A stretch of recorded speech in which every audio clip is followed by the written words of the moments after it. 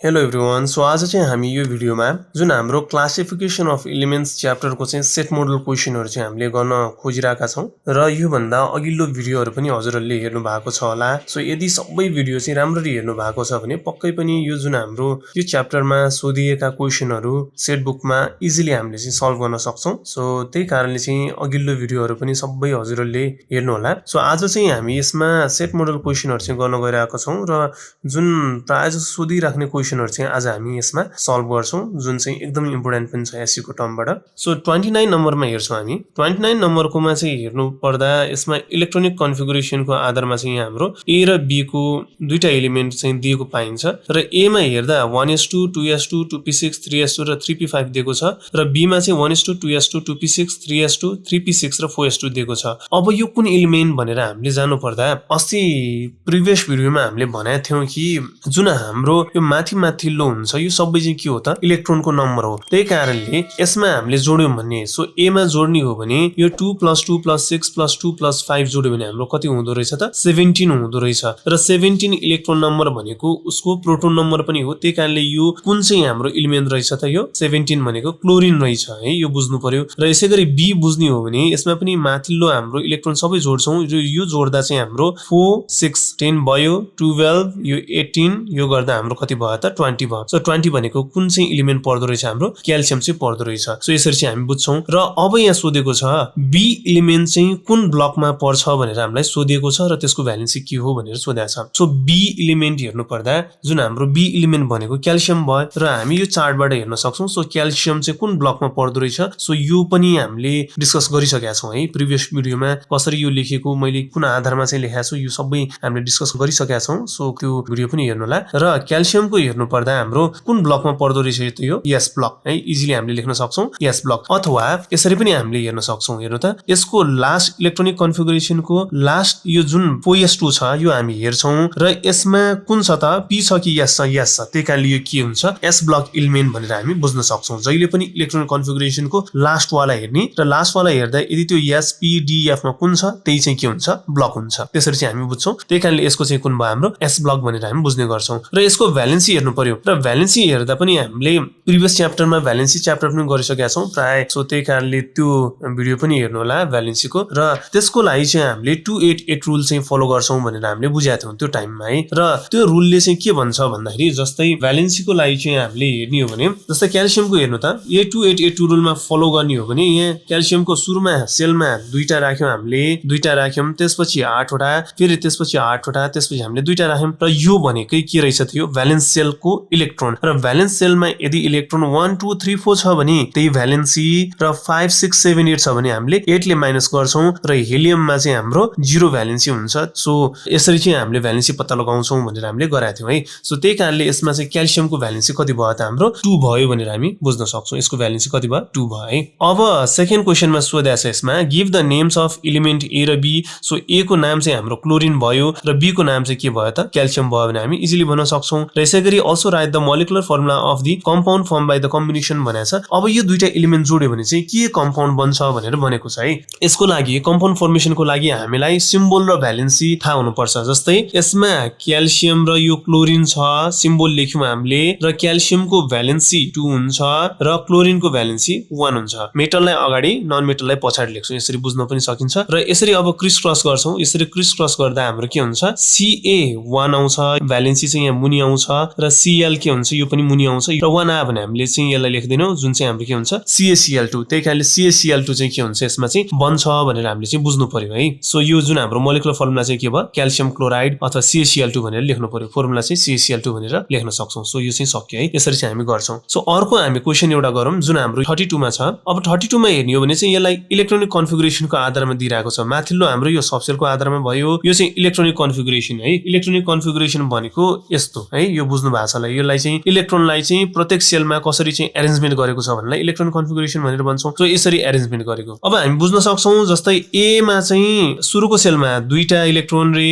अनि त्यसपछि 8 वटा, त्यसपछि 8 वटा भनेपछि अब यो इलेक्ट्रोन कति वटा छ 18 वटा छ भनेपछि यो कुन हुनु पर्यो हाम्रो आर्गन हुनु पर्यो। इलेक्ट्रोन 18 भयो भने एटोमिक नम्बर पनि 18 हुन्छ। त्यही कारणले यो के हुनु पर्यो आर्गन हुनु पर्यो। अब बी हेर्नु पर्दा सुरुको सेलमा दुईटा अनि दोस्रो सेलमा हाम्रो 6 वटा इलेक्ट्रोन चाहिँ राखेको छ भनेपछि टोटल इलेक्ट्रोन 8 वटा भयो भनेपछि यो के भयो अक्सिजन भयो है यो बुझ्नु पर्यो र सी भनेको के हुन्छ सो 286 भनेपछि यो 16 भयो टोटल इलेक्ट्रोन 16 भयो सो टोटल इलेक्ट्रोन 16 भनेको के हुँदो रहेछ हाम्रो सल्फर हुँदो रहेछ हैन सो यसरी हामी बुझ्न सक्छौं अब यसमा सोधिएका क्वेशन के छ हेर्नु त जस्तै which group of the periodic table does the element A belong to रे सो एलिमेन्ट ए चाहिँ कुन ग्रुपमा चाहिँ बिलोङ गर्छ भनेर भनेको छ जस्तै हाम्रो लास्टको हामीले सेलमा हेर्छौं लास्टको सेलमा हेर्दा यसको इलेक्ट्रोन 8 वटा छ भने यो के छ अक्टेट छ अब अक्टेट भनेको त हाम्रो इनर्ट ग्यास मात्र हुन्छ अरुमा त हाम्रो हुँदैन त्यहीकारणले यो कुन ग्रुप भयो हाम्रो 8A ग्रुप भनेर हामीले यसमा लेख्नु पर्छ अथवा इनर्ट ग्यासको ग्रुप भनेर हामी लेख्न सक्छौं अब which element is more reactive in between B र सी भनेको छ बी र सी मा चाहिँ कुन रिएक्टिभ हुन्छ भनेर भनेको छ अब यसको लागि हामीले हेर्ने हो भने जस्तै अक्सिजन र सल्फर है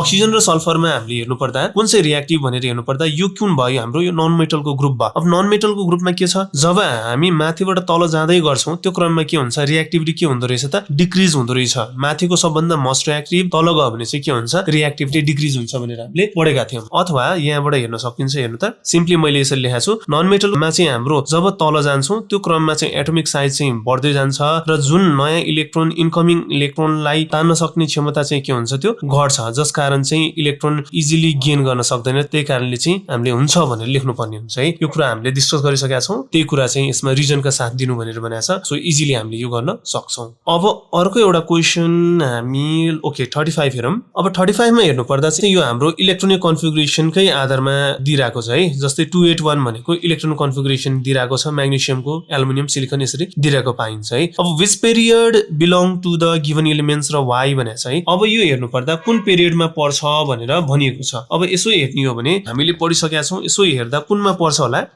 यो थर्ड मा पर्छ है सो हामीले यताबाट हेर्न सक्छौं हेर्नु त जस्तै यो टेबल मैले बनाएको छु र यसरी हेर्दा हाइड्रोजन हेलियम लिथियम बेरिलियम यसरी जाँदै गर्छ र यो पिरियड चाहिँ दिइराको नि त त्यही कारणले हेर्दा हाम्रो सोडियम म्याग्नेशियम एल्युमिनियम सिलिकन यो हाम्रो कुन पिरियडबाट थर्ड पिरियड भयो है थर्ड पिरियड भयो र किन पनि भनेको छ किन भन्दाखेरि यसमा हरेक एलिमेन्ट्सको सेल कतिवटा हुन्छ तीनटै हुन्छ है हरेक एलिमेन्ट्सको सेल तीनटै हुन्छ र जब हामी लेफ्टबाट राइटमा जाँदै गर्छौं त्यो क्रममा चाहिँ के हुन्छ एटमको साइज पनि डिक्रिज हुन्छ भनेर त्यो थोरै त्यसरी लेख्न पनि हामी सक्छौं है त अनि व्हिच ब्लक डु म्याग्नेशियम र आर्गन बिलोङ टु भनेर भनेको छ म्याग्नेशियम कुन ब्लकमा चाहिँ बिलोङ गर्छ रे कुन हुन्छ एस ब्लक ल यहाँबाट पनि हेर्न सक्छौं है 282 भनेर भनेको छ भ्यालेन्सी अब लास्ट यो 2 भनेको हाम्रो लास्ट सेलको के भयो त लास्ट सेलको इलेक्ट्रोन भयो सो 2 भयो भने यसको भ्यालेन्सी पनि कति हुन्छ 2 नै हुन्छ अब 2 भनेको त हाम्रो ग्रुप 2 हुनु पर्यो ग्रुप 2 1 र ग्रुप 2 कहाँ पर्छ एस ब्लकमा पर्छ त्यही कारणले यसको एस भनेर लेख्न सक्छौं हामी है यसरी पनि आइडिया लगाउन सक्यो र अर्को आर्गन कहाँ पर्छ भन्दाखेरि आर्गनको लास्ट सेलमा हेर्नु त कतिवटा छ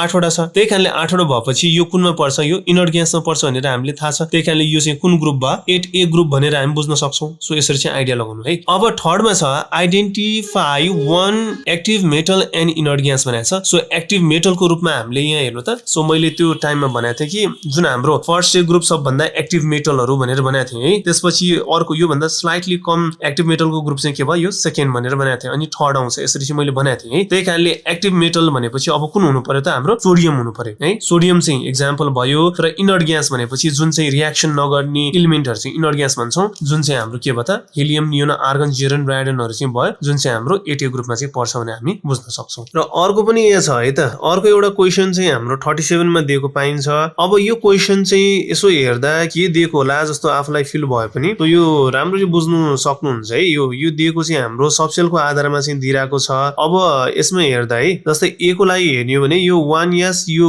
2 हुन्छ यो इलेक्ट्रोन हो है अनि फेरि 2s2 भयो 2p6 अनि यो 3s1 यसरी चाहिँ दिइराको है त्यही कारणले यसरी बुझ्नु पर्यो अब यसको हेर्नु त यो इलेक्ट्रोन सबै जोड्यो भने कति हुन्छ 11 हुन्छ सो 11 इलेक्ट्रोन 11 र इलेक्ट्रोन 11 भयो भने एटोमिक नम्बर पनि 11 सो एटोमिक नम्बर 11 भएको एलिमेन्ट कुन हो त सोडियम त्यही कारणले यो के भयो त सोडियम यसरी बुझ्नु पर्यो है अब B को हेर्नु B मा पनि हामीले इलेक्ट्रोन सबै जोड्यो भने कति हुन्छ यति जोड्यो 10 भयो यो 12 यो गर्दा 17 भनेको के हुँदो रहेछ त क्लोरिन हुँदो रहेछ अब यो C को पनि यसरी जोड्दा यहाँसम्म 10 भयो यति गर्दा 18 प्लस 10 28 यो 29 भनेको के हुन्छ कपर हुन्छ है ल Cu अब यो जोड्दा पनि हाम्रो यहाँसम्म 10 भयो यहाँसम्म गर्दा यो 13 दैट इज एल्युमिनियम भयो सो यति हामीलाई थाहा भयो कुन एलिमेन्ट भनेर यति हामीलाई चाहिँ नलेज भयो अब यो भइसकेपछि यहाँ क्वेशनहरु के सोधेको छ हेर्नु त which block of periodic table does the element A and B belong to र किन भनेर भनेको छ Y भनेर भनेको छ है अब A र B चाहिँ कुन ब्लकमा पर्छ भनेर भनेको छ। अब ए मा हेर्नु त, सो यो कुन ब्लकमा पर्छ भनेर हेर्नको लागि यसको लास्ट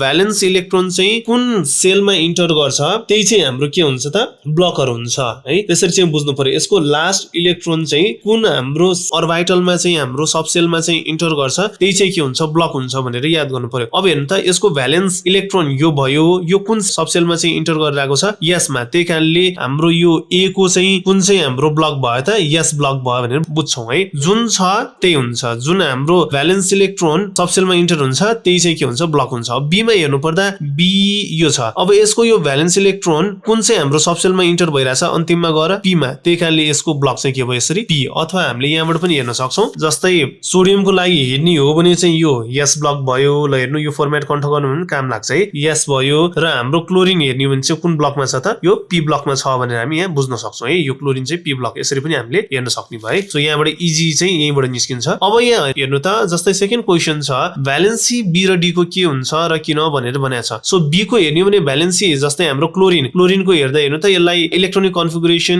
अकॉर्डिङ टु सेलको आधारमा एरेन्ज गर्ने हो भने 287 हुन्छ। फर्स्ट सेलमा के सेलमा 2टा, एल मा 8वटा अनि एम मा 7वटा छ। अब यो हेर्दा लास्ट सेलको हेर्छौं, लास्ट सेलमा हामीले रुल पढाएको थियौं, लास्ट सेलमा चाहिँ यदि 5 6 7 8 छ भने 8 ले माइनस गर्ने, त्यो गर्दा कति आउँछ हाम्रो 1 आउँछ। त्यही कारणले यसको भ्यालेन्सी कति हुन्छ त बी को 1 हुन्छ भनेर हामी बुझ्छौं। र डी को हेर्दा चाहिँ हाम्रो सो यो एल्युमिनियम भयो, सो यसलाई एरेन्ज गर्यो भने 2 8 कति भयो त 3 भयो, यो गर्दा 13 भयो। त्यही कारण लास्ट सेलमा कतिवटा इलेक्ट्रोन छ 3 छ, त्यही कारणले यसको भ्यालेन्सी कति हुन्छ 3 हुन्छ। 1 2 3 4 छ भने हाम्रो भ्यालेन्सी 3 हुन्छ भनेर भनेको थिए, त्यही हुन्छ भनेर भनेको थिए हैन। त्यही कारणले यसको भ्यालेन्सी चाहिँ कति भयो हाम्रो 3 भयो है। र वाइ भनेको छ, सो यसमा रिजन चाहिँ कसरी लेख्ने भन्दाखेरि जस्तै बी को रिजन लेख्नु पर्दा चाहिँ यसले एउटा इलेक्ट्रोन अरु एटमबाट चाहिँ गेन गर्छ, जसकारण यो अक्टेटमा जान्छ र यसले चाहिँ रिएक्सनमा भाग लिन्छ, त्यही कारणले चाहिँ यसको भ्यालेन्सी 1 भनेर लेख्नु पर्यो। र डी मा चाहिँ के बुझ्छौं भन्दाखेरि यसले चाहिँ इजिली 3टा इलेक्ट्रोन चाहिँ अरु कुनै पनि एटमलाई डोनेट गर्न सक्छ। It can donate 3 atoms to